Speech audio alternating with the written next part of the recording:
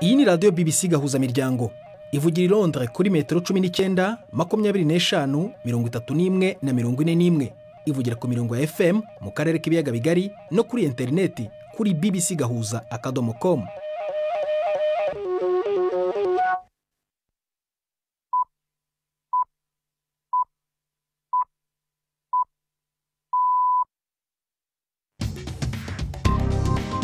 Ubu ni saa 10 n'igice ku isaha mpuzamahanga ya GMT, ni saa 12 n'igice ku masaha yo mu Rwanda no mu Burundi. Muri studio muri kumwe na Prudence Ngiyumva. Wiriwe hoteza amatwi BBC gahuza miryango aho uri hose ku isi, hikaze kuri radio, kuri Facebook live ndetse no ku mirongo migufi ya shortwave. Dore ingingo z'ingenzi turambura mu kanya kuri uyu wa gatatu tariki 15 z'ukwa mbere 2020. Guverinoma yose y'Uburusiya yeguye nyuma y'uko Perezida Vladimir Putin atangaje umushinga wo guhindura itegeko nshinga kugira ngo inteko ishinga amategeko ibone ububasha bwo guhitamo minisitiri w'intebe mushya. Ikigo cy'u Rwanda gishinzwe ingufu cyatangaje ko ibiciro by'amashanyarazi byahindutse kugira ngo haboneke ubushobozi bwo kuyatunganya ndetse no kuyongera. Ibiciro bishya muri rusange byazamutse, ariko kuri bamwe bakoresha muke biracyari bya bindi. Guverinoma ya Repubulika ya Demokarasi ya Kongo yo irahakana ibimaze iminsi bivugwa ko igihugu kigiye kugabanywamo ibice ngo mu mugambi bivugwa ko ufitwe na bimwe mu bihugu bituranye. Mu kiganiro cy'abagore turumva umugore ucuranga umuduri. Ntibibagirwe n'imikino mu mpera z'aya makuru ayowe na Jacques Nitegeka.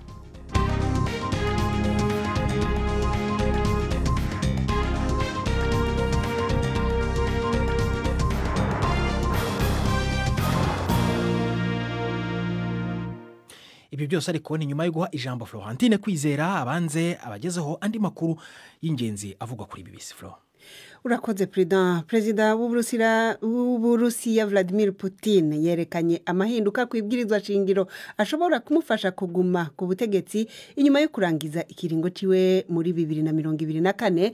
Mu ijambo yashikirije abanyagihugu akaba yavuze yuko abaperezida bazomukurikira bakwiye gutegekwa kutarenza ibiringo bibiri na inama nshingamateka ikongererezwa ububasha.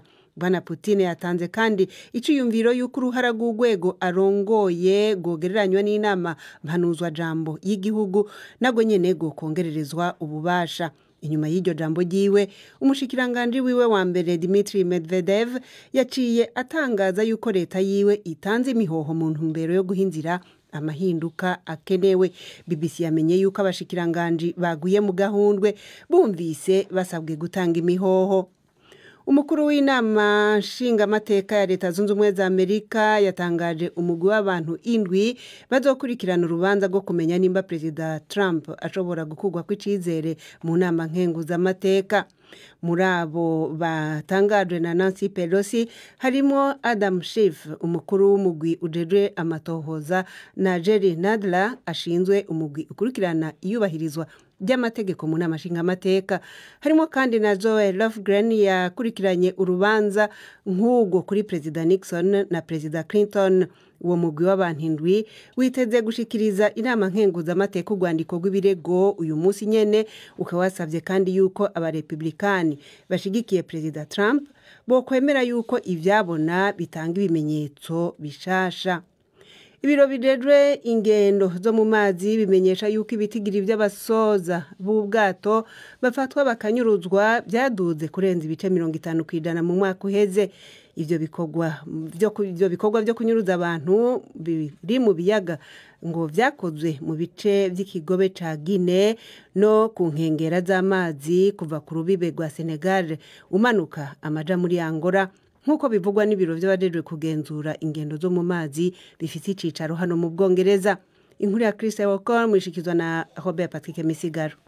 Amazi y'ikigobe ca Guinea yabayemwe ibikorwa byo kunyuruza abantu bitari bike muri iyi myaka iheze.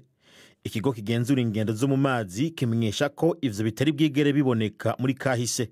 Cerekana umwitwarariko ko amato bangamiwe n'ubwo bugizi bwa nabi bwo kunyuruza abakozi babwo bukomeza kwiyongera mu kigobe ca Guinea. Abatari munsi y'121 baratwawe bafashwe ingwati mu 2019. Muri Nigeria honyene abasoma bo mu mazi batwaye abakozi b'ubwato bwa Nave Constellation bagera kuri 19 mu kwezi guheze. Ubwo bwato bwari butwaye igitoro c'ishiramwe ry'Ubuhinde Hindustan Petroleum Corp. Mu ntango z'ukwezi kw'indwi abasoza bagera kuri 10 b'abanyeturukiya baratwawe bakuwe mu bwato bwabo ku nkengera za Nigeria. Ibiro mpuzamakungu bijejwe ingendo zo mu mazi bimenyesha ko mu bikorwa vyo kunyuruza abantu mu mazi bikorwa ku isi yose 73% biba mu kigobe ca Guinea, ica Nigeria, ku nkengera za Guinea, Togo, Benin na Cameroon. Nayo mu bafatwa 92% nabo muri izo bice nyene. Iyi mwumva ni BBC gahuza miryango. Muri kano kanya leta zunze ubumwe za Amerika n'Ubushinwa biteganya gushira igikumu ku masezerano yo guhanahana ibidandazwa, ibi bigashobora kurangiza imishamirano bari bamazemwo umwaka n'igice. Perezida Trump n'icegera c'umukuru w'Ubushinwa Liu He baza gushira igikumu kuri ayo masezerano mu biro vy'umukuru wa perezida wa leta zunze ubumwe za Amerika nako White House. Muri ayo masezerano harimwo uko Ubushinwa buzogura ibidandazwa vya Amerika biciye miliyaridi 200 bivuye mu mahinguriro, amasoko ntanganguvu, uburimyi n'ibindi bikorwa. Ariko rero amakora mwamwe ngo yagumijweho, abihweza utuntu n'utundi bakavuga yuko ibibazo bimwe bimwe nyamukuru bizoshobora gukemurwa habaye ibindi biganiro bikurikira. Abajejwe umutekano muri Arabie Saoudite bamenyesha yuko bahagaritse abantu bariko bagerageza kwinjiza mu gihugu mu buryo bunyuranije n'amategeko ibikoko vyo mu bwoko bw'ingwe. Inkuru ya Alan Johnston mwishikizwa na Mark Niyonkuru. Ibimenyesha makuru vyo muri Arabie Saoudite bimenyesha ko abikekwa kuba binjiza ibintu mu buryo budahuye n'amategeko bafata ingendo n'amaguru bagaca mu kibanza ico gihugu gihana urubibe na Yemen. Abajeje umutekano barabonye ibinyagaza bihweje mu dusaho dutoyi bari batwaye ku rutugu. Baciye batwugurura basangamwo ivyo bikoko vyo mu bwoko bw'ingwe. Ivyo bikoko bidandazwa mu bihugu vyo mu kigobe c'Abarabu, aho bidandazwa nk'ubuyabu bivuye mu ihembe rya Afrika. Abaharanira gukingira ibinyabuzima bavuga ko nyinshi muri izo ngwe zifira mu nzira, kandi urudandaza rwazo rudaciye mu mategeko rutuma ubwo bwoko bw'ingwe bugabanuka cane mu bihugu nka Somalia na Ethiopia. Turangirize muri Mozambique aho Perezida Filipe Nyusi yarahiye mu mabanga yiwe y'umukuru w'igihugu mu kiringo kigira kabiri c'imyaka 5 yegukanye mu matora yo mu kwezi kw'icumi umwaka uheze. Abatavuga rumwe na leta bakemeza yuko ayo matora Perezida Nyusi yaronsemwe amajwi arenga 70% yibwe, ariko abayarongoye bavuga yuko utunenge twayabonekemwo tutari gutuma hagira ibintu byinshi bihinduka. Perezida Nyusi agarutse ku butegetsi mu gihe hari imigwi ibiri y'abagwanya leta yongeye kuvyura umutwe. Bamwe mu bayoboke b'umuharire namo baranse guhambya abandi mu masezerano y'amahoro, nayo uwundi mugwi wiyita ko ugendera ku mategeko ya Islam mu karere ka Cabo Delgado umaze guhitana abantu baharugwa mu majana. Prudent. Urakoze Florentine, nkuru watangireho Uburusiya natwe ne duheraho.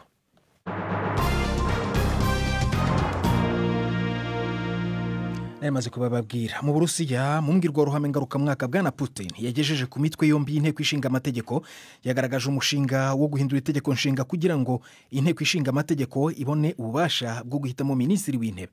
Putin umaze imyaka ikabakaba 20 ku butegetsi yavuze ko ngo yabonye inyota iri mu muryango w'Uburusiya mu gushaka impinduka. Ijambo rya Putin ryakurikiwe no kwegura kwa guverinoma yose. Yavuze ko abategetsi bakeneye kuganira n'abaturage. Inkuru ya Sarah Rainford murayumva mu ijwi rya Yvette Kabatese. Muri iryo jambo humvikanyemo ahazaza ha Vladimir Putin. Mbere ya byose yahakanye ko atazongera kwiyamamaza nka perezida, anasaba ko habaho kutarenza manda 2 kuri uwo mwanya. Ariko hari izindi mpinduka yifuza mu itegeko nshinga. Nubwo avuga ko mu Burusiya umukuru w'igihugu yakomeza kugira ububasha bw'ikirenga kubera impamvu z'umutekano, yanashimangiye ko inteko ishinga amategeko nayo ikeneye izindi mbaraga, harimo gushyiraho minisitiri w'intebe ndetse na guverinoma. Yahaye kandi uburemere urwego yise akanama k'igihugu, bamwe bemeza ko yifuza kuzayobora ubwe mu gihe kizaza, bityo akagumana ubutegetsi mu bundi buryo. Amahitamo aracyari menshi. Uyu munsi ubutumwa nyamukuru bwari ubwo kongera ibiganiro hagati y'ubutegetsi n'abaturage. Bwana Putin yatangaje ko Uburusiya ubu buyoboye isi kubera intwaro bwakoze, ngo kuba ubusugire bw'icyo gihugu burinzwe, yijeje ko gishobora noneho kwibanda kubikireba imbere. Ibyo birimwo ubukene n'ubwiyongere bw'abaturage, ubuvuzi, guhanga imirimo, uburezi ndetse n'ibindi. Minisitiri w'ububanyi n'amahanga wa Irani Javad Zarif yavuze ko ngo amasezerano ku icurwa ry'ibisasu bya kirimbuzi nuclear yagiranye n'umuryango mpuzamahanga atarapfa. Yabitangaje mu kiganiro yagiranye n'abandi bategetsi mu murwa mukuru w'Ubuhinde Delhi. Aya magambo ayatangaje umunsi umwe gusa ibihugu by'Uburayi bimaze kuvuga ko byatangije ikirego ku mugaragaro cyerekeye ko Irani idakurikiza aya masezerano byagiranye. Ku ngingo y'ihanurwa ry'indege yo muri Ukraine yishe abantu bose 176 bari bayirimo, Bwana Zarifu yamaganye Amerika ayishinja ko ngo ariyo yasembuye iki kibazo. Inkuru ya Yogita Limaye murayumva mu ijwi rya Ali Yusufu Mugenzi. Javad Zarif yavuze ko nubwo byafashe iminsi ibiri mbere y'uko Iran yemera ko ibisasi byayo bya missile aribyo byarashe indege ya Ukraine yari irimo abagenzi 176, yumva ko igisirikare cya Iran cyagize ubutwari bwo kwemera bidatinze ko aricyo cyabikoze. Yavuze ko amakosa yakozwe mu guhanura iyo ndege yatewe n'ubwirasi n'ubujiji bw'abanyamerika bakomeje gukongeza imvururu mu burasirazuba bwo hagati. Yavuze ko abishimiye iyicwa rya Qasim Soleimani, umujenerali wa Iran, ari Amerika n'umutwe w'intagondwa za Kisilamu wiyita Islamic State gusa. Ku kibazo cy'amasezerano ya nuclear, Bwana Zarif yashimangiye ko atarapfa. Yavuze ariko ko kuba azakomeza kubahirizwa bizaterwa n'imyifatire y'Uburayi. Ejo ibihugu by'Ubwongereza, Ubudage n'Ubufaransa byavuze ko imyifatire ya Iran ibangamiye ayo masezerano. Bwana Zarif yavuze ko igihugu cye kimaze igihe kirekire kivuga ko ibihugu by'Uburayi byemera gukorera ku iterabwoba rya Amerika, gutyo bikareka kubahiriza ibyo byemeye muri ayo masezerano. Reka tujye mu karere. Muri Repubulika ya Demokarasi ya Kongo, ku kibazo kimaze iminsi kivugwa Kongo hari umugambi wa bimwe mu bihugu bituranye na Kongo aribyo Rwanda, Uganda n'Uburundi wo gucamo ibice icyo gihugu ngo bigatuzamo abaturage babyo. Byabanje kuvugwa na Musenyeri mukuru wa Kinshasa Karidinali Fridon Ambongo, bisurubirwamo na Martin Fayulu, perezida w'urunani rw'amashyaka atavuga rumwe na leta Lamuka, akaba yaranabaye umukandida mu matora y'umukuru w'igihugu muri icyo gihugu mu mwaka wa 2018. Mu gushaka kumenya icyo guverinoma ya Kongo ibivugaho, navuganye na Jolino Makelele, umuvugizi wa guverinoma akaba na minisitiri w'itangazamakuru. Yateye utwatsi ibi byose. Je dirais d'abord que la balkanisation du Congo. Icyambere navuga nuko icibwa b'ibice rya Kongo byaba bivuze ko hari igice cyayomorwaho hakoreshejwe inzira y'imbaraga. Bivuze inzira zitandukanye n'izumvikanyweho ku rwego mpuzamahanga, kandi ibihugu bituranye bitandukanye bikaba ari binyamuryango by'aya mahanga. Sinshobora gutekereza na gato ko haba hariho umugambi nk'uwo. Je ne pense pas une seule seconde que il y ait des intentions dans ce sens, mais surtout ikindi kandi dufite ubushake buhamye bwo guhangana n'igitekerezo icyo ari cyo cyose cyo gucamo igihugu cyacu, byaba bikozwe n'ibihugu duturanye cyangwa se umutwe witwaje intwaro uwo ari wo wose. Twarabigaragaje mu bikorwa byacu bya gisirikare byo guhangana n'imitwe yitwaje intwaro nka ADF na FDLR ndetse n'indi. Ntabwo rwose Repubulika ya Demokarasi ya Kongo izakangwa n'umutwe uwo ari wo wose cyangwa igihugu runaka.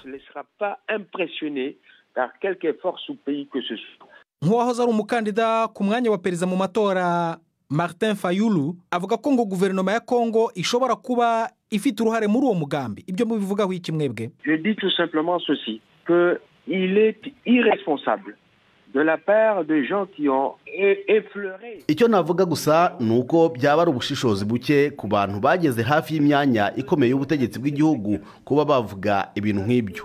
Nubwo bishobora gukurura amarangamutima y'abavandimwe bacu bari mu buzima bubi cyane cyane mu burasirazuba bw'igihugu. Gusa aba bantu bari bakwiye kumenya ko kuyobora igihugu ntaho bihuriye n'ibikorwa byo kwiyamamaza. Kongo ifite ibihugu 9 bituranye, ibihugu 9 bigomba kubana mu mahoro niba twifuza iterambere. Nta kimenyetso mfite kigaragaza ko igihugu cyacu cyakwigarurirwa ku rugero rwa 50% mu mugambi wabatekererejwe mu mahanga. Nta kimenyetso rwose mbifitiye. Naho kubyavuzwe ko Kabila ari we watangije uyu mugambi kandi ko yawugezeho ku rugero rwa 50%, noneho Tshisekedi akaba agomba gusoza uwo mugambi, rwose ibi ni inzozi ubirebeye no mu rwego rw'imibare.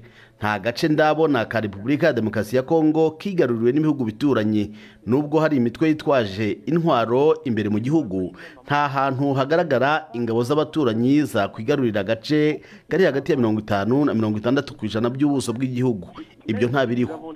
à l'intérieur des forces rebelles, mais il n'y a aucune présence des pays voisins qui puissent occuper 50 à 60% du territoire congolais. Ça n'existe pas. None se muvuga iki ku bavuga aya magambo bemeza ko ngo hari abaturage b'ubwenegihugu bw'u Rwanda birukanywe muri Tanzania ngo baza gutuzwa mu burasirazuba bwa Kongo?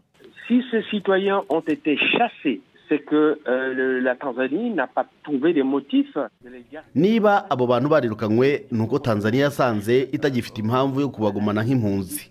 Naho kubirebana no gusaba ubuhungiro ku mpamvu za politiki, hari amategeko mpuzamahanga bigenga. Kugira ngo babe baza mu gihugu cyacu byasaba ko bubahiriza ibiteganywa n'ayo masezerano y'Vienne. Mu gihe baba batujuje ibisabwa n'aya masezerano, simbona uko baba barinjiye. Ikindi ntibangaragarize umupaka binjiriyeho, bangaragarize n'agace ka Kongo abo bantu baherereyemo.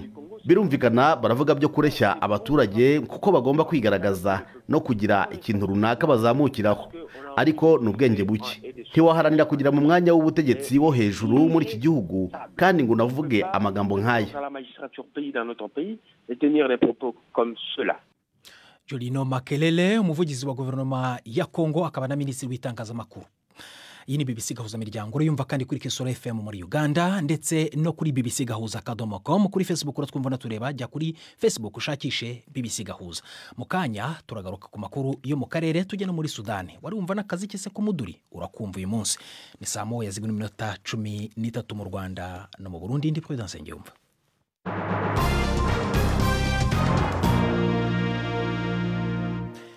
Reka duhere mu Rwanda rero. Ikigo cy'igihugu gishinzwe ingufu REG cyatangaje ko ibiciro by'amashanyarazi byahindutse kugira ngo haboneke ubushobozi bwo gutunganya ndetse no kuyongera. Ibiciro bishya muri rusange byazamutse bigabanywa gusa ku bigo bitanga serivisi z'ubuzima. Cyakora ibiciro nko ku ngo zikoresha umuriro muke, no kuvuga munsi ya kilowati 15 ku kwezi, ibiciro ntago byahindutse. Bazakomeza kwishyura amafaranga 89 kuri kilowati imwe. Naho abakoresha hagati ya kilowati 15 na 50 ku kwezi ubu bazajya bishyura 212 kuri kilowati imwe avuye ku 182. Benshi mu bakoresha aya mashanyarazi se barabivugaho iki, cyane cyane ku rubuga nkoranyambaga. Ndacyari kumwe na Florentine Kwizera wanyujije amaso kuri bimwe mu bitekerezo byanyu ku rubuga rwacu. Flo, baravuga iki kuri iki kibazo? Bavuze byinshi kandi bitandukanye. President mpereye nko kuri Vladimir Bortnikov avuga ati we ngo yumva yuko bitaraba ingo nyinshi kuko ngo izikoresha kilowati zirenga 15 ari nke cyane. Sabimana King Peace Isaac we ngo yibaza nimba kongera ibyo biciro ari ryo terambere ku munyarwanda, akabona ko ngo muri vision buri muntu azoba afise amashanyarazi ariko adashobora gukora kuko ngo n'abagura amashanyarazi muri kino gihe ubu bagiye gukoresha za budi na petroli gusa. Asensio Stanislaus akaba yabajije ati abafata ingingo bobo bicara gute hariya hejuru bagahindura ibintu nkuko bishakiye, nkuko yabivuze mu majambo yiwe. Agira ati ubu nk'umunyagihugu ari hagati na hagati mu gihugu hanze y'ibisagara yananiwe gushira amatara mu nzu, azogura uwo muriro gute? Yitanga ko rero akarorero ati nka jewe ntagira na kimwe nzobigenza gute. Ni bimwe muri ibyo nivyo bavuze Prida. Nibyo ndizera ko ni byinshi, turacyagerageza no gushaka abashinzwe urwo rwego kugira ngo badusobanurire cyangwa se babasobanurire mwebwe mwibaza ibyo bibazo, impamvu bafashe icyo cyemezo n'icyo kigamije. Florentine urakoze cyane. Twambuke rero tujye muri Sudani kuko igisirikare cy'icyo gihugu cyahagaritse imyivumbagatanyo y'umutwe watohoze mu ngabo zidasanzwe ku butegetsi bw'uwahoze ari Perezida Omar al-Bashir. Ejo kuwa kabiri amasasu yumvikanye mu murwa mukuru Khartoum ndetse binatuma ikibuga cy'indege gifungwa umwanya muto. Ubutegetsi buravuga ko iyo myivumbagatanyo yadutse kubera kutumvikana ku mperekeza yahabwa umukozi usezerewe mu kazi. Umutwe wagumutse ugizwe n'abasirikare bo mu rwego rw'iperereza ruri kuvugururwa uzaseswa. Iyo myivumbagatanyo rero yahitanye abasirikare 2, abandi 4 barakomereka. Inkuru yo ku rubuga rwa interinete muri yumva mu ijwi rya Odase Makado. Abasirikare bo mu mugwi w'iperereza bakwiragije amareresi y'abagenzi babo barasejo mwijoro. Amasasi yarumvikanye cyo kuwa kabiri ku mugwa mukuru Khartoum. Ivyo vyatumye ikibuga c'indege cugagwa umwanya muto. Ubutegetsi buvuga ko iyo mishamirano yadutse kubera kutumvikana ku mpamba yohabwa umukozi asezerewe mu kazi. umugwi w'abasirikare bo mu gisata c'iperereza kiriko kirafutwa niwo watanguje iyo ntambara. Igisirikare carahagurutse kirabagwanya, intambara zahitanye abasirikare 2, abandi 4 nabo barakomereka. Umwe mu bagize inama nkuru y'igihugu General Mohamed Hamdan Dagalo azwi ku izina rya Hemeti yagiriza uwahoze arongoye urwego rw'iperereza Salah Ghosh ko ari we yateye ako kaguma. Avuga ko naho adafata ko ivyabaye kwari kugerageza gutembagaza ubutegetsi, inyifato nk'iyo yashobora kwihanganirwa. Mu ijambo yashikirije uno munsi, urongoye inama nkuru y'igihugu Lieutenant General Abdel Fattah al-Burhan yamenyesheje ko iyo ntureka yahagaze. Lieutenant General Abdel Fattah al-Burhan yongeye kandi ati ibibanza byose bikuru vy'igihugu biri mu minwe y'igisirikare kandi n'ikirere kiruguruye. Itororokanirizo ry'amakuru Reuters ryashize ahabona abanyagihugu aho bavuga ko habaye kurasana mu karere ko mu buraruko bwa Khartoum.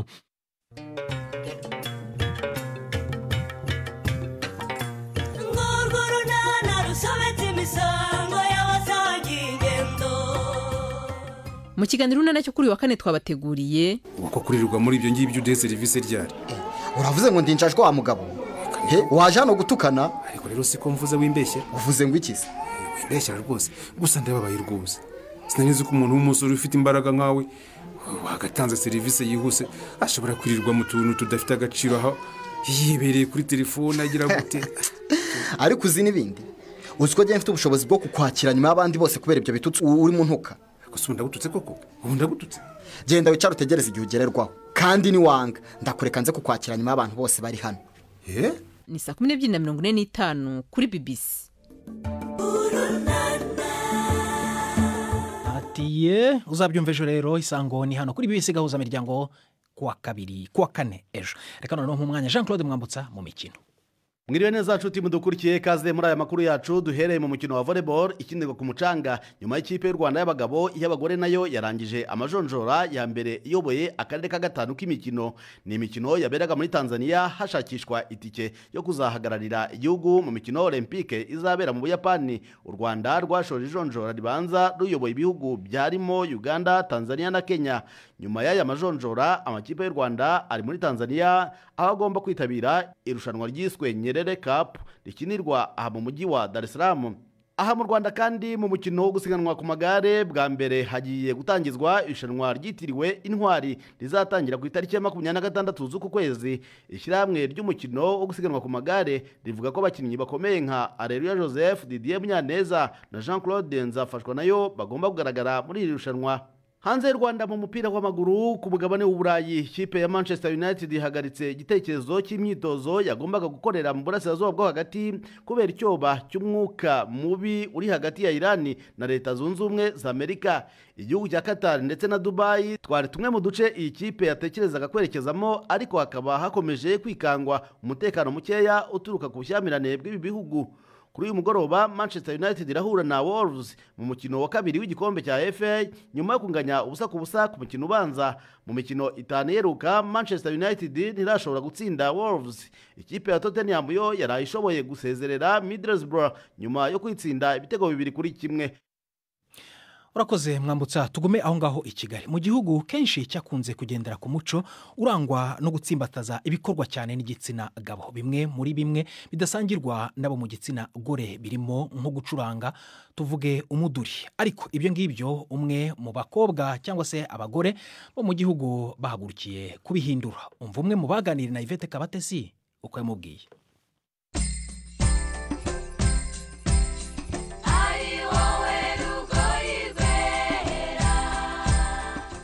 Nyiramfumukoye Rusi wiyise akazina k'ubuhanzi Kashuwa Mwana ni umubyeyi w'imyaka 46 akaba atunzwe no gucuranga umuduri mu muhanda.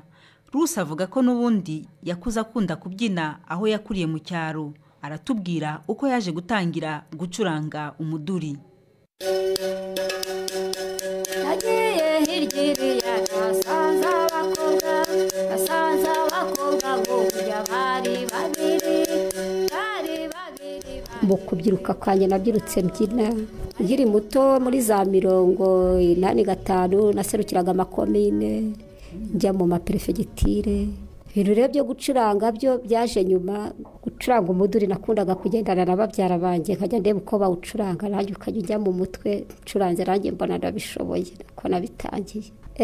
Hari mu cyaro, ntabwo twari i Kigali. Mu cyaro bakunze kubicuranga, bagatumira abantu mu bukwe bakabahemba inzoga, ibiribwa. Ubwo rero haje kuzaza umusore uvuye i Kigali arambwira ati we rero Rusi ndabona usobanutse, ati izi mbyino mwirirwa mubyina mu kabari babahemba inzoga, wowe ugiye i Kigali zagufasha, bajya bakwihera amafaranga. Nuko nguko naje. Waraje rero uhita utangira ku kanya gufata umuduri wumva injyana iraje? Nanjye nabanje kuhuzagurika, ariko ngenda nkubitaho mpuzagurika, nsubira muri twa tubyino twa turi two mu cyaro. Nuko nguko noneho kugeza ubwo nakomeje nza kumetiriza nyine kubicuranga. Gutangira noneho watangiye turi wenyine? Natangiye ndi jyenyine, ariko ubwo nzi Kigali naje mpetse umwana umwe n'undi mushoreye. Uwo nari mpetse yari afite imyaka 2, uwo ucutse yari afite 4. Noneho rero ubwo umwana amaze kugera imyaka 5 nawe akajya ambwira ati mama, ati nanjye ndashaka gucuranga. Noneho mubangira uwe muduri akajya acuranga, tugera ubwo ducuranga, nubwo akura gutya ducurangana. N'ubu afite imyaka 18, sinzi niba ujya umubona kuri televiziyo, Manishimwe Patrick. Noneho ubwo nawe yaje kuzabyigisha na mukuru we. Ubu ni abacuranzi nabo mu nkera nyarwanda mu bitaramo baba barimo. Nuvuga ngo ni impano y'umuryango? Ari impano y'umuryango. Basogokuru bajyaga ibwami, niko najyaga numva bavuga, se habura bari ababwane kweri ba Rujindiri, nuko nabyumvaga. Hanyuma rero wowe mu by'ukuri utangira gucuranga, hari akaririmbo waba waratangiriyeho watunyurizaho? Indirimbo ndazifite nyinshi.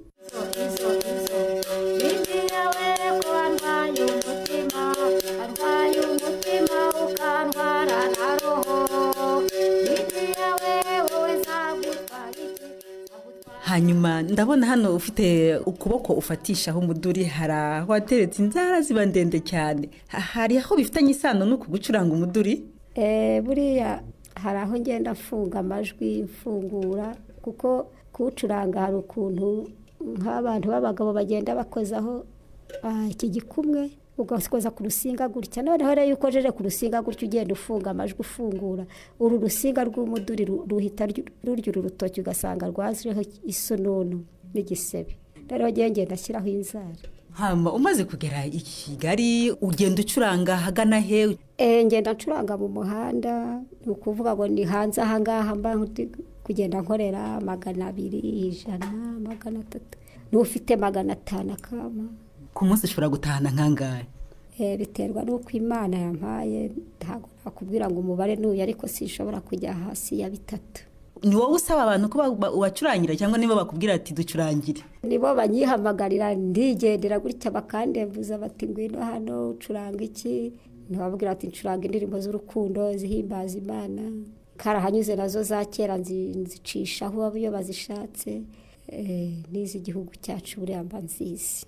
Iyo se abo bantu bakubona ku muhanda ugendana umuduri nk'umugore, ntabwo bisanzwe bigutera isoni? Nta soni bintera, kubera yuko ibyo mba ndi gukora nta cyaha kirimo. Bazi ko ndi gukora nikorera, nshaka icyo kurya n'icyo kwambara. Rero urumva ko nta soni byantera. Iyo baseka ibyo biba bibareba, ntacyo biba bimbwiye. Bajya baguseka bamwe?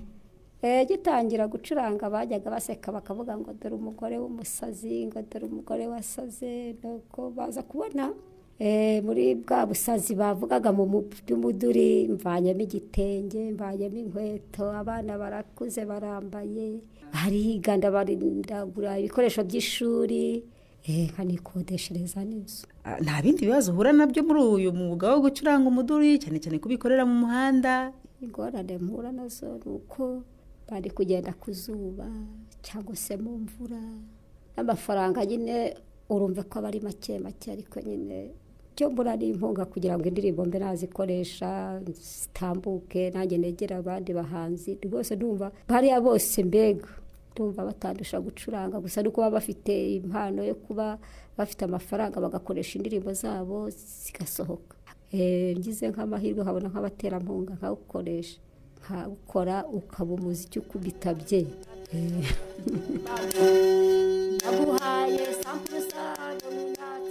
uwo muziki wo mukecuru nizeye ko uzagera ku rwego rwo gukubita bien cyangwa gukubita neza. Wakoze gukurikirana BBC Gahuza Miryango. Amakuru yarabawe na Jacques Nitegeka ndi Prudence Ngiyumva, ku buhanga bw'ibyuma twafashijwe na Susan Lennon watumye amajwi abageraho harongorotse. Amakuru utashoboye kumva wajya kuri bbcgahuza.com.